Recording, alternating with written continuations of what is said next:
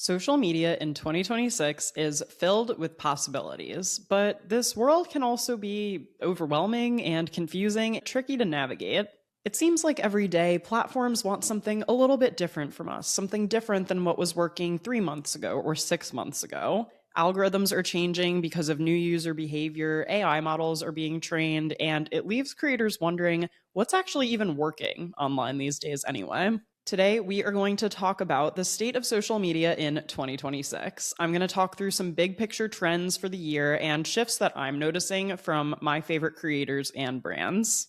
Plus, as usual, I'll weave in some insights from my own creator business as someone who's been in this industry for over a decade. It is totally possible to build sustainable income and a brand online in 2026, and this episode will give you clarity on how it's done.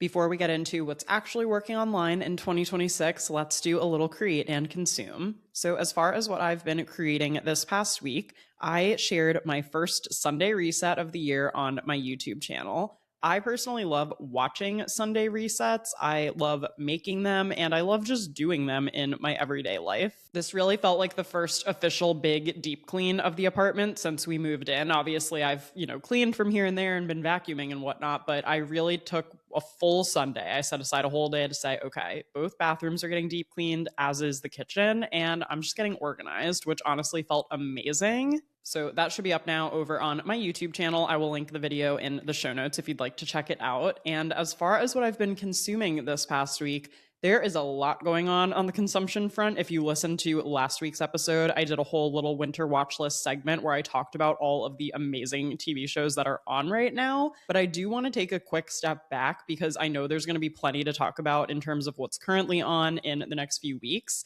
And I wanted to let you know, though, that I started Mad Men for the first time. So this obviously is a show that's been off the air for couple of years now. I believe it started in 2007 and ran for about 7 seasons, if I'm remembering correctly. I obviously haven't looked too far ahead because I don't want to accidentally get spoiled, even though that's highly possible given how long this show's been off the air and how late I am to the game. But yeah, I'm about 7 episodes into Mad Men right now. So Andrew has seen, I believe, most of it before, or at least through like seasons 3 or 4. So he already knows a lot of the first early seasons that we're currently watching, but this is my first time ever like starting the show and really getting into it. And what can I say? Well, all of these men are just not great. I will start with that. And I am enjoying the fashion, though. I'm enjoying the 60s vibes. I, as someone who has worked in magazines and obviously now marketing and social media, am enjoying seeing what it was like, quote unquote. I don't know how deeply historically accurate Mad Men is, although it feels pretty on par with how the times were back then. I don't know. I like seeing into this world of advertising. I like seeing, some of the secretaries getting a chance to do some copywriting, figuring out how to problem solve for clients. But it's actually amazing how little actual work they get done in a given week. It makes me feel great about myself because I feel like I accomplish more in a single afternoon than they do all week at work. And I also, I'm not drinking and smoking during the workday, so I have that to my advantage as well. But yeah, as far as characters I'm rooting for, I guess I'm rooting for Peggy, question mark. I still don't really know that much about her. And I'm rooting for Sally Draper, his daughter. She seems like the kind of gal I could hang out with for a day.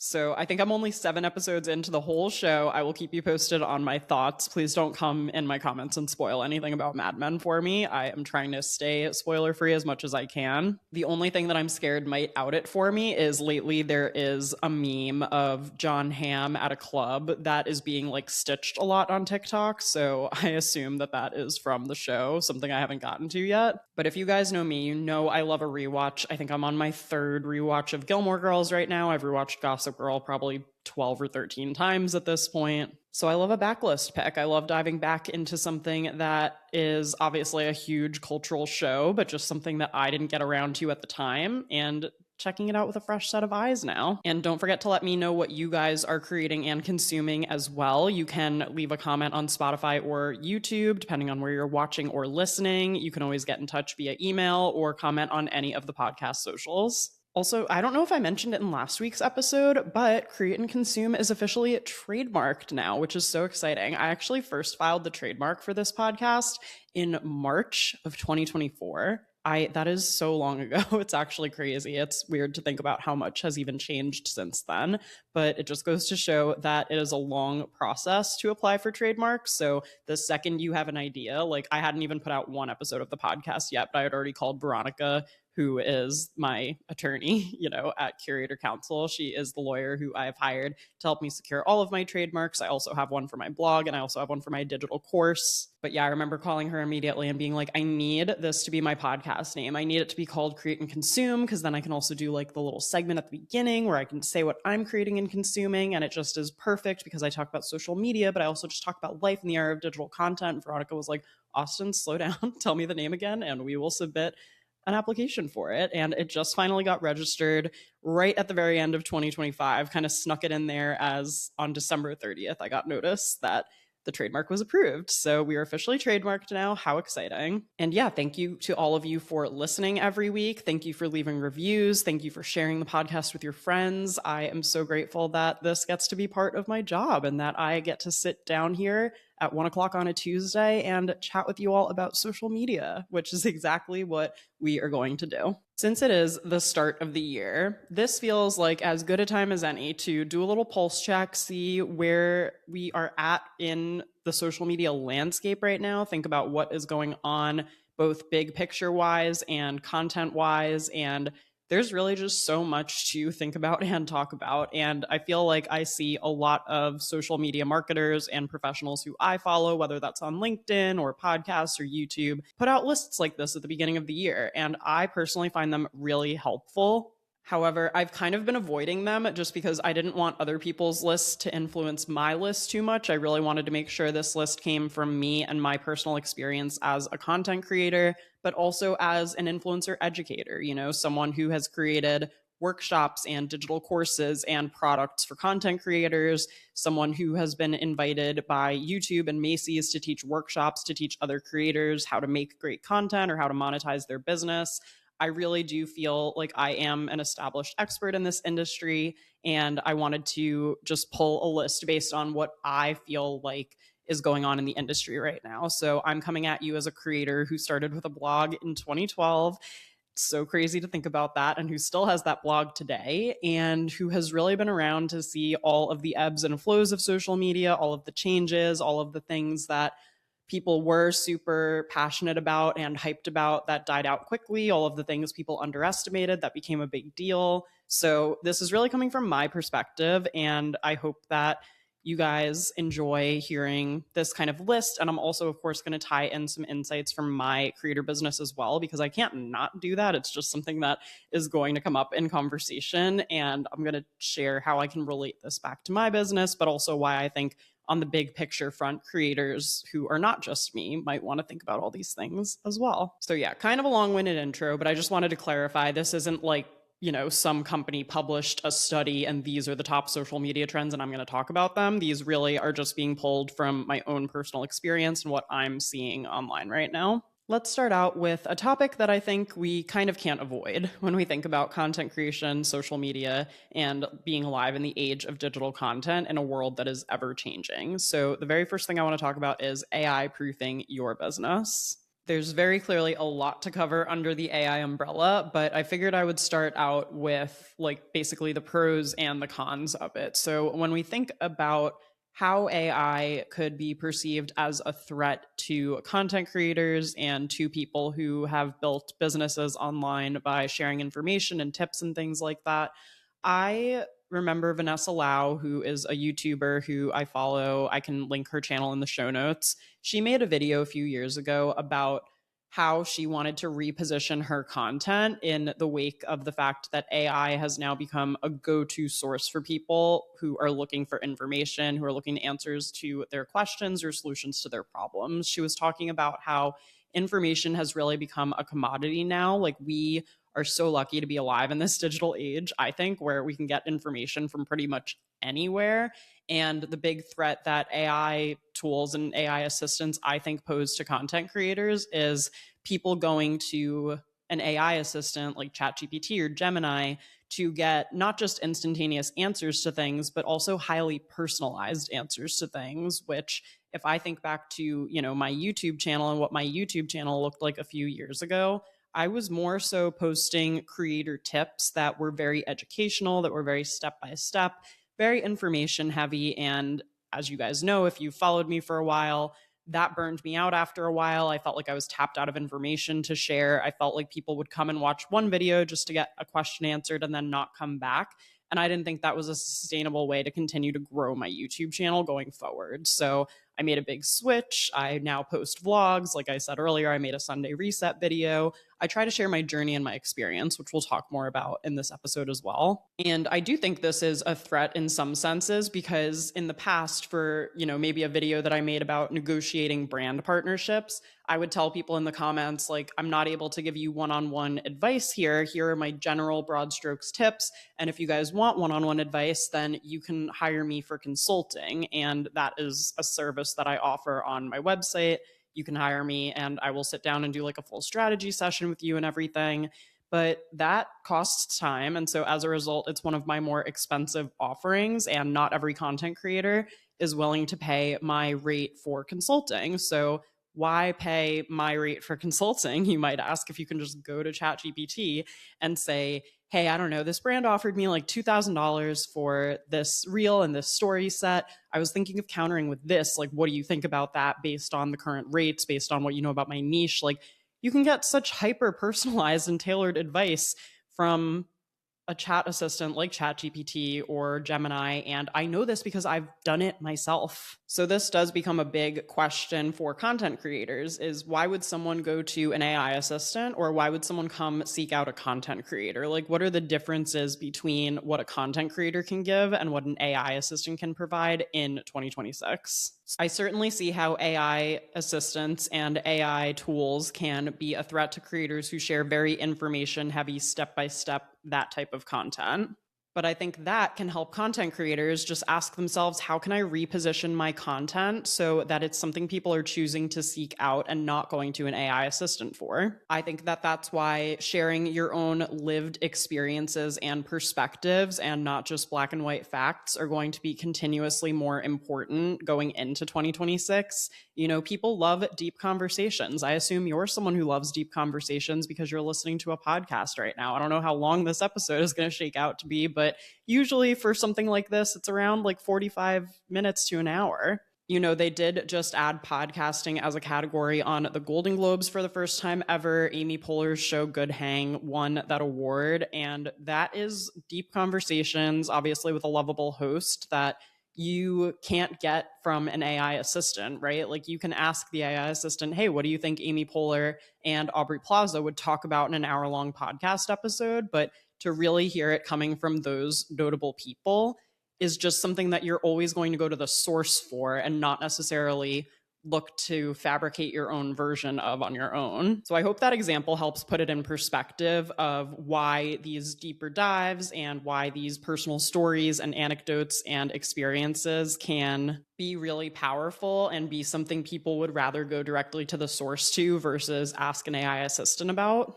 I know there's a lot of talk also about AI content creators and influencers. I think that those can definitely be an interesting level of exposure, but I think that community is going to be kind of hard to maintain and grow over time.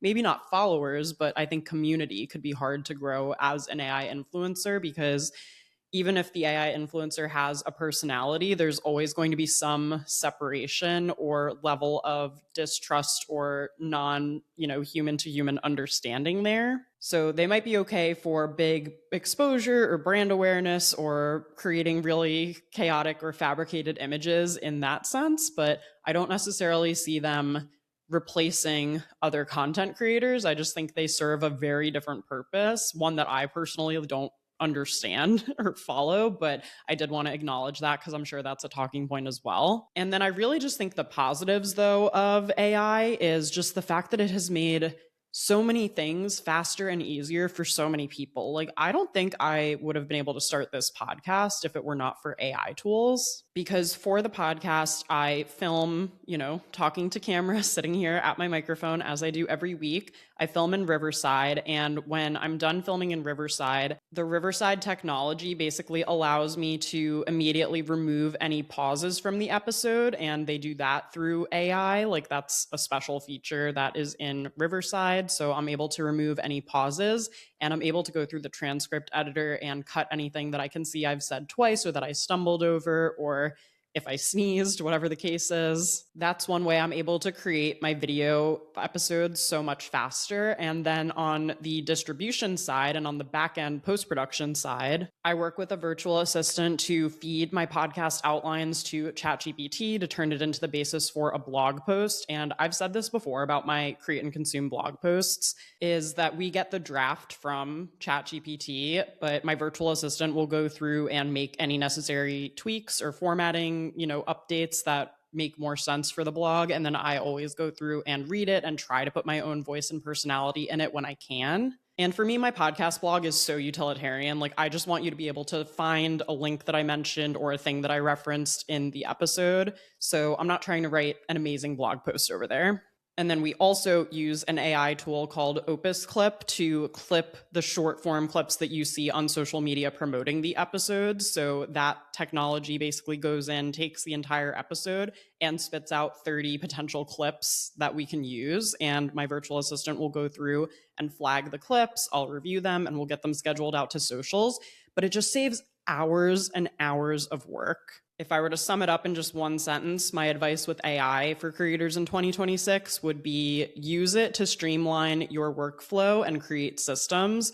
Don't use it to just create content and throw it out there, because people will be able to see right through that. Next up is something that I feel like I have been putting on these trend lists for years when I've made them, and I really hope is something people think about, invest time in, and take seriously in 2026.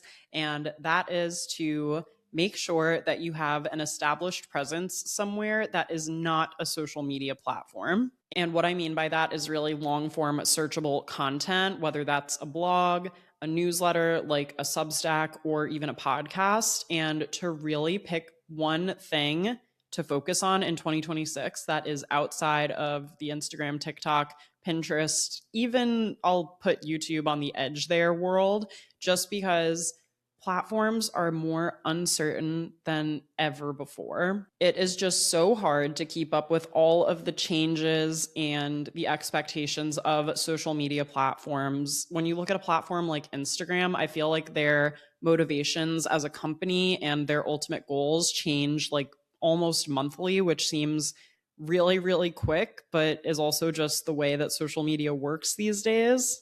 When I think about what used to perform well on Instagram years ago, it would be basically like unrecognizable or unacceptable to post today, which sounds crazy. But even the thought of Reels launched in September 2020, after the platform realized TikTok was becoming a big competitor for them.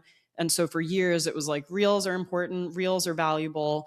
And then it was like, well, or you could do subscriptions, or you could do carousels now. We're actually going to push carousels more than Reels. It's just, you can't read the minds of the people in charge at these social media platforms. My friend Tanisha and I constantly joke about Dark Lord Adam, which is what we call Adam Mosseri, who's the head of Instagram. No shade to him, obviously, but just in the sense that he's like this ominous figure who can appear at any moment on your timeline, announce a new update, and basically like ruin a whole month of strategy that you had prepared for the platform.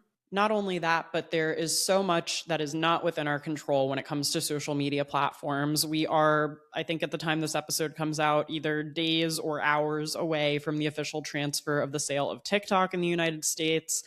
We have no idea how the platform is going to change, what that's going to look like under ByteDance. Despite the few articles and few things that have been said about it, I still find it really hard to deduce even like basic information about it. And Caitlin and I were discussing this the other day because she sent me an article where it seems like they're going to keep TikTok Shop intact, but there's some other things that are moving around. I know the global head of creators has now like exited from the company. I'm not totally sure if she left or if she was asked to leave. There's just so much out of our control when it comes to social media platforms. Like, if I hate the new TikTok, there's nothing I can do about it. There's also discussions right now that Pinterest may be up for sale and that OpenAI might acquire Pinterest, which is like a whole other can of worms to think about. And I don't mean to discount TikTok or Instagram in relation to how they fit into the creator economy as a whole, because I think there's still so much interest in short form video content from both brands, creators, and consumers. I guess you can't say both if you're going to group three people in there, but definitely brands and consumers. And I do think content creators now like making short form video. I feel like it's easier than it's ever been. We can do it all on our phones, mobile editing, we can make it look amazing. Or it can feel like chatty FaceTime content, which is super relatable and, again, something that AI can't necessarily replicate right now, at least in a convincing way that incorporates a ton of personality and accounts for just real world human experiences. So for that reason, I do still think it's important to have a presence on a short form platform, like definitely at least pick one to really focus on. I think for me, it's going to end up being Instagram, just with the uncertainty surrounding TikTok and the fact that I have had a presence and a community on Instagram since 2012. And for me, Instagram is very top of funnel in terms of introducing me and my content to new audiences. It does allow me to get in front of people. For me, it's also still a platform that brands request partnerships for. Like, it's definitely one of the top two, if not top two, platforms that I do brand partnerships on. But at the same time, if Instagram were to disappear tomorrow, or if TikTok as we know it ceases to exist as of this weekend, I still have my podcast. I still have my blog. I still have my email newsletter. I still have my YouTube channel. I still have a presence online somewhere else on a platform where I am able to be more in control of how I communicate with my audience and when my audience actually sees what I create.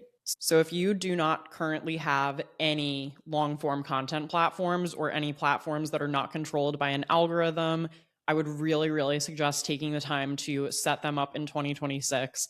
Even building an email newsletter, even if just your 1,000 biggest fans sign up for it, that is insurance that no matter what happens on other platforms, you will always be able to reach like your core 1,000 fans. And that is something that I am really grateful to already have set up. And it's something that I do want to continue to grow and expand on in 2026 and beyond. Same thing with my blog. You know, SEO on blogs is alive and well. In 2025, 79% of my blog traffic came from organic Google search. There is also a small percentage of my traffic now coming from AI search. So people going to ChatGPT or Gemini and asking questions, and they'll actually pull and link back to my blog as a resource. So I guess the one sentence summary of that is, do not put all your eggs in one basket. It's something I've been saying for years, but I still see creators who have like 1 million TikTok followers, but would have no way to reach all of them if the platform truly does just like disappear tomorrow. Okay, the next 2026 social media trend is one that I am still trying to work on and work through. And that is the big shift from I-centric content to you or we-centric content. And what do I mean by that? I guess in a sense, you know, when I first started sharing on social media, here I go again, doing my I-centric content, but it's really hard to break out of sometimes.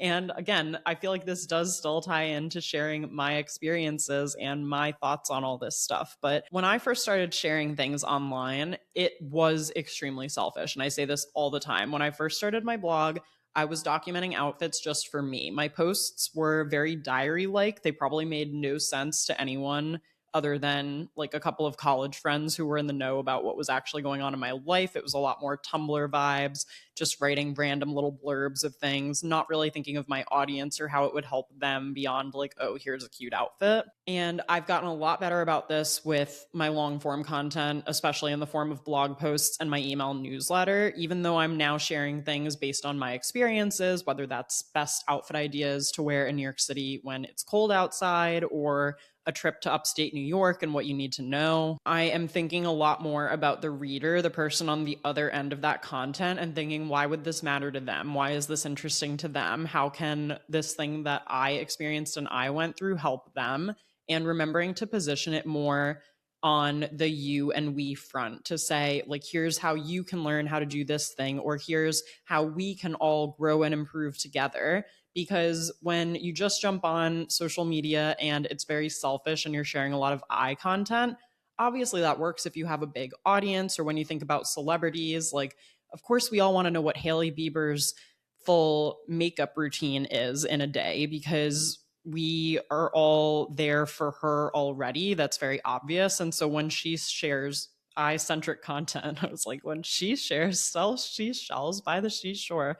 Oh my gosh, tongue twisters already. And we're not even halfway through the day over here. When she shares that content, she already knows that there is a huge audience of people out there who are genuinely interested in her specific makeup routine, her specific style. She has earned the right to create that eye-centric content. And even for someone like me, and this is hard for me because I've been doing this for a long time, but my follower count doesn't necessarily reflect that sometimes. I don't really care about that, and I care a lot more about experience than follower count. But in some ways, it feels like I want to share my experiences, but I also want to make sure it's still relevant for the person on the other end. And until I am bombarded with questions about, like, oh my God, Austen, like, drop your lip combo or drop this and that, I'm not going to necessarily see as many results from making a video where I say, like, here is my current lip combo. But if I can flip that and make it more applicable to my audience, I could say, like, here's the lip combo that will never fail you, or doesn't smudge, or lasts all night, or something that my audience cares more about other than that it's mine, if that makes sense. And in terms of why this is on my list, like what specifically I've been seeing that makes me feel moving away from eye-centric content is probably the move. I can basically look at my YouTube analytics for the entirety of 2025 and tell you as much. To very quickly recap my YouTube journey, I started a YouTube channel in 2017. I was posting anything and everything. I decided to niche down based on the top videos on my channel, and then I decided to niche down even further till I was just posting content creator tips. In October of 2024, I made the decision to do a hard pivot away from that and basically just start creating for myself again. And I had so much fun last year. I really do think I learned new editing skills and I got to try different content styles. I believe people saw more of my personality, but I could very clearly see it in the numbers. I was no longer creating service heavy content for my audience. I was more so like documenting my life for myself. And so going into 2026, I still like the vlog style concept of shooting things, but I want to move beyond just a day in my life. I want to make it a lot more journey driven. I want to make it a lot more plot driven. I want to make it personality driven, but not make it just 24/7 about me and what I like and what's going on. I really want to document different journeys or recap things that I learned a lot from, but spin it in a way that, again, can really help my audience first. One of my top performing videos from 2025 was Pack With Me for a girls' trip, and people weren't necessarily watching that because they were excited I was going on a girls' trip. They themselves were likely going on a girls' trip, had the same 4-day weekend plan, and wanted to see what I was packing, my luggage, reviewing the luggage and sharing the details of it so that if they don't have that luggage yet, but they were thinking about buying it, I'm now helping them make a more informed decision about that product. So I want to make sure that anytime I post in 2026, I am helping my audience in some way, whether I am entertaining them and sharing my personality, but bringing them along the journey with me, educating them in a really creative way or showing a new perspective, or inspiring them to, take charge of their own lives, to dress more boldly, to try different beauty trends. Whatever the case may be, I really want to bring them back to the forefront. And that brings us to my next trend. And that is that this year, community will beat out everything else in terms of importance for content creators. The more I think about it, the more I realize how much community is such a vital and valuable asset to any brand. To have people come together, whether it's a shared interest like fashion or beauty, a shared cause that people care about, a shared message that everyone can relate to. The fact that we can come together in these digital online spaces and exchange ideas and read what other people are going through and have discussions, I just think is so powerful. It's always, from the very beginning, from when I first started blogging, the thing that's fascinated me most about this industry. Like when I was posting my outfits on lookbook.new, if any of you guys remember that, in 2010, and reading a comment from someone like, "Hi from Germany, love your outfit." Like that was absolutely mind blowing. And the fact that we have so much access to that now and that it's such an integrated, baked in part of our routines, I think we forget to appreciate just the novelty of that, the fact that that is even a thing in the first place. And I think creators get so sucked into a growth mentality sometimes. I feel like I'm totally guilty of this, where I'm always like, "Oh, I want to grow more, I want more followers, I want a bigger audience." But you can never, and it's okay to want those things, but you can never lose sight of the people who are already there. That's why I know one of the biggest pet peeves people have with influencers is when they complain that like no one's engaging with their content or no one's watching their stories or their views are so low, because it makes the people who are there and watching your stories and liking your stuff and sharing it with friends go, "I'm doing all that and this person doesn't even appreciate that I'm doing all of that." And whenever I'm feeling down or like I'm not growing fast enough, I always look at who's already there, and it just reassures me completely and makes me feel so much more back on track and remember who I'm creating for in the first place. And sometimes we even forget the power of word of mouth. The way that I ideally would love to be growing right now is not by going viral and getting seen by a bunch of people who've never encountered my content before. I would rather be making content that's so impressive or leaves a lasting impact on someone right now to where they have to send it to their friend and say, "Oh my God, this girl Austen I follow online just made this video and it really hit home. It's exactly what we were talking about. Like, you've got to follow her." If every one of my 16,000 Instagram followers did that after I posted a video, then I'd have 32,000 followers. You know what I mean? And not only is it great for creators, but I really do think it's great for brands too. And one of the reasons that I haven't been pitching as much with brands, even though I fully know how to, is because I see my analytics, I see my engagement metrics, and I know that if I were a brand looking at some of my platforms right now, I would be a little underwhelmed with the engagement and the community involvement. So that's why I want to bring community back to the forefront, because when a brand hires me to work together on a collaboration on my platform, it's because they think I'm great, obviously. I was going to say it had nothing to do with me, but clearly they have to think I'm good first and I'm a good representative to talk about their brand or their product. But the people that they are paying for access to is my audience. And that's why on my platforms, I really try to work with brands that I love and that I know my audience would already like, so that they don't constantly feel like they're being sold to or that I'm selling out. And obviously, community is a big piece of what contributes to me making money from brand partnerships. Now, in terms of UGC content or freelance content creation, that doesn't really involve my audience. So that is also another way to monetize as a content creator if you feel like your engagement is a little lower than normal. So that being said, a couple of other ways I want to involve and expand my community in 2026 is, like I already talked about, bringing them along on journeys, sharing a lot more of that personal experience and personal anecdotes in a way that is helpful to them. Definitely asking more questions. I feel like Instagram stories and TikTok are places where I really like to ask questions of people, and I find that I get higher engagement and replies there. And I would also really love to host an in-person event this year. I had that as one of my 2026 goals. I'm not totally sure what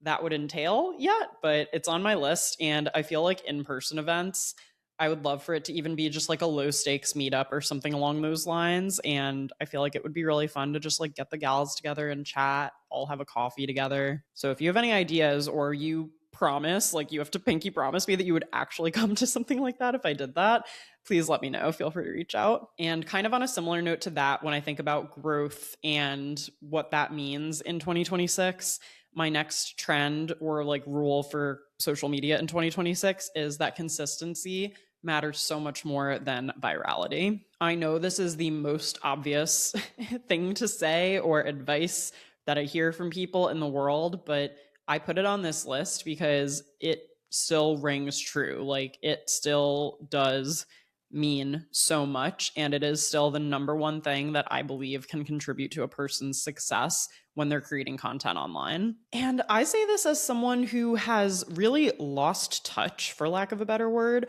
with a lot of content creators who I used to love and follow. Like, I used to, anytime they uploaded like a YouTube video or posted something on Instagram or talked about a new product they love, like, I'm clicking on that link, I'm liking that video, I'm saving that post, who have completely just ghosted and fallen off, and who don't post anymore unless it's to post a brand deal. And that makes me, as someone who followed these creators for years, so disappointed.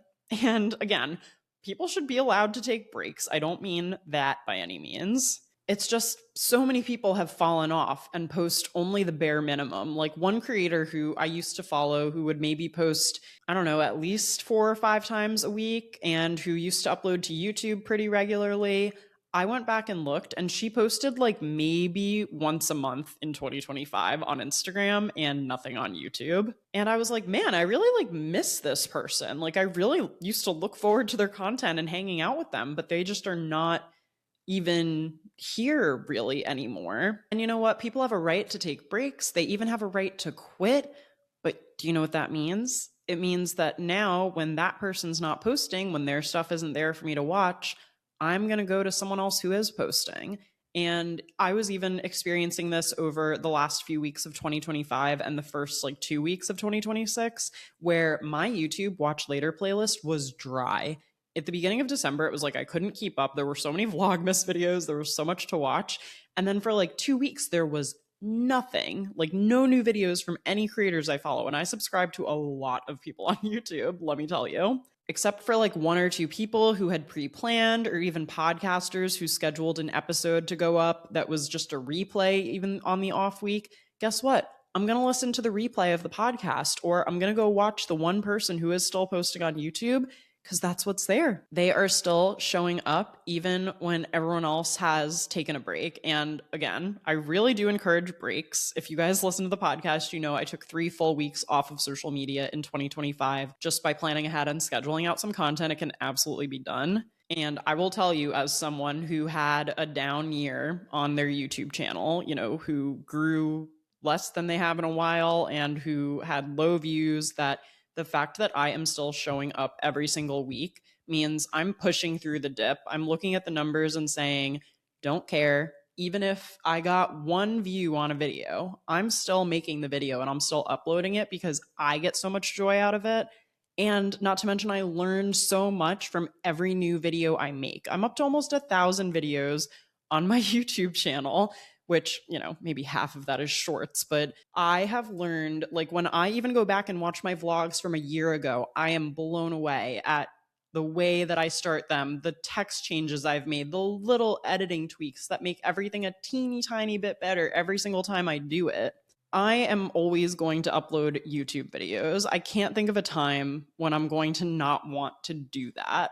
And for me, being consistent, even when I'm not seeing immediate results from it, has always worked for me as a creator. And I think that my relentless optimism, the creative ways I've found to make money even when my platforms don't match the numbers of some of my other fellow creators, these are all reasons why it works for me to be full-time as a creator, and why I'm always going to keep growing, I'm always going to keep learning, and I'm always going to keep pushing to show up for my community and be consistent, because it makes me a better creator. And every single thing that I post, every single thing that I create gets me one step closer to my dream creator career that I really envision for myself. And I'm already living a version of that every day. I just know that there is more out there still, but I'm not going to get there if I don't post, if I don't create, and if I don't get feedback. Okay, and speaking about getting feedback, the next point that I have on here is that I feel like creator education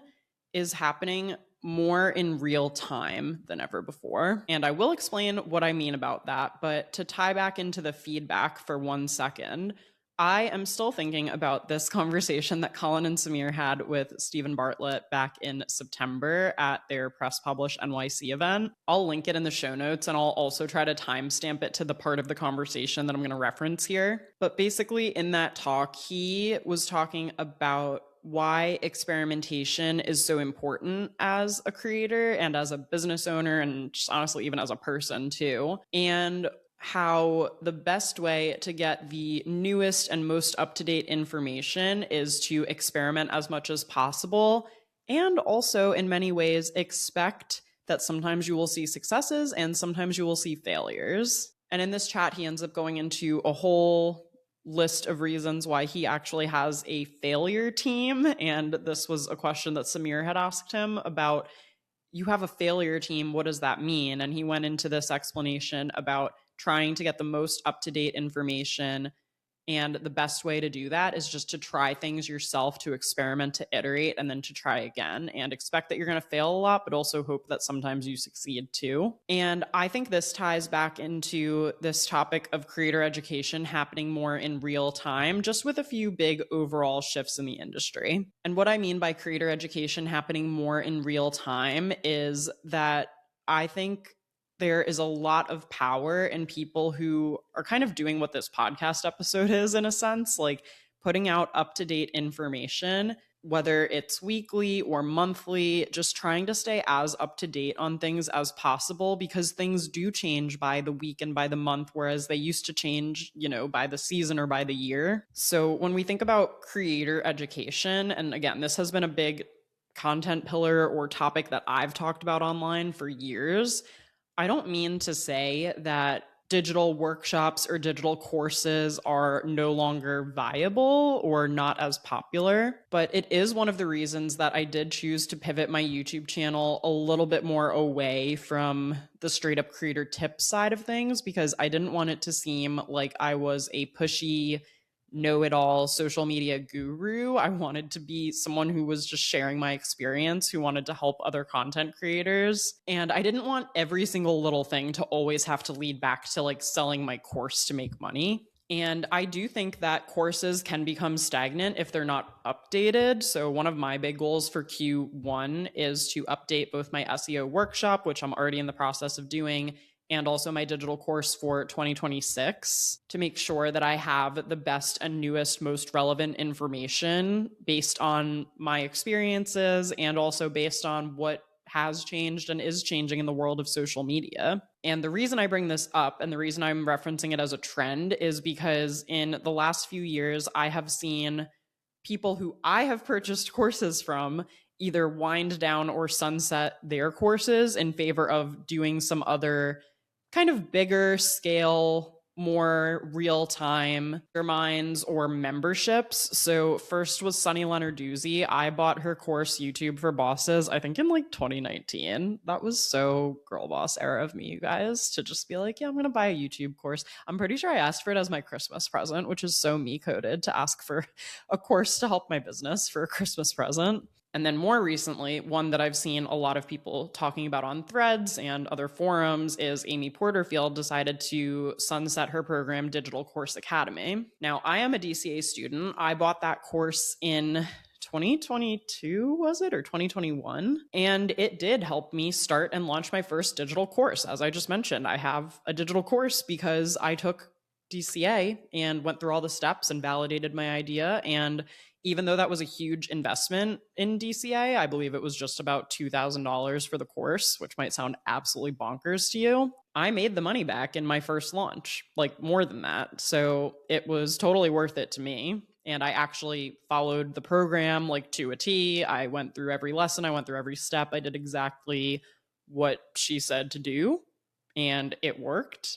So if you're worried about me, don't be. Got lifetime access to that baby. But like, Amy is allowed to still think digital courses are great and to move away from doing one herself for a little while. You know what I mean? And Sunny's course was an evergreen course. You could buy it at any time. Amy's course was a live launch that you could only sign up for a couple of weeks in, I believe, September is usually when she launched it. And I do think that these programs were great. I know they were updated yearly with different materials, which was obviously super helpful. But on the flip side of this, the more in real time piece of this I'm referencing is I have actually seen a couple of creator education creators that I know of who have really thriving membership models.